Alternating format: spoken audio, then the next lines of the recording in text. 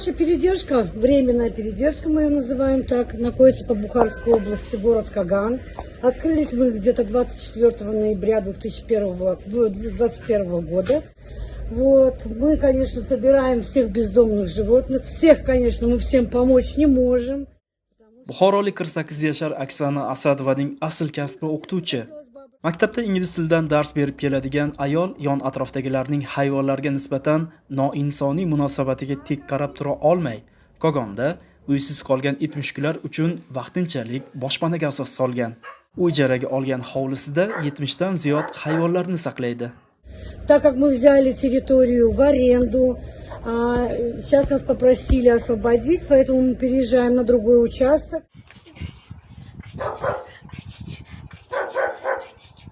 Tatyana Asadovaning aytishicha, bu joyni tashkil etishdan asosiy maqsadi nafaqat bemadad jonivorlarni bemehr odamlardan asrash, balki ko'chalardagi daydi hayvonlar sonini kamaytirish, kasalliklar tarqalishi oldini olish hamdir. Boshpanadagi hayvonlar asosan homiylarning beg'araz ko'magi yordamida boqiladi. Kundalik yumushlarda esa Asadovaga 3 nafar ko'ngilli yordam beradi.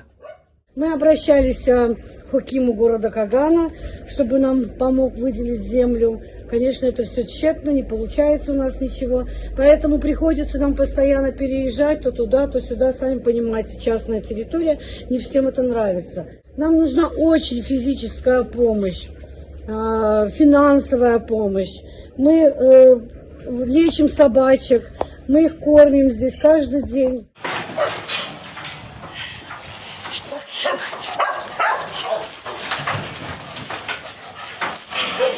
Bundan tashqari Oksana Asadova nafaqat Kogon, balki Buxoro bo'ylab malakali veterinarlar yetishmasligi ham jiddiy muammo ekanini ta'kidlaydi.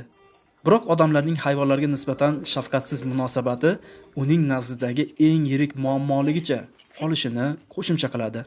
Ну и, конечно, хотелось бы обратиться к сотрудникам милиции, чтобы они как-то реагировали на заявления о жестоком обращении от жителей городов Кагана и Бухары. Потому что это очень сейчас такая насыщенная проблема.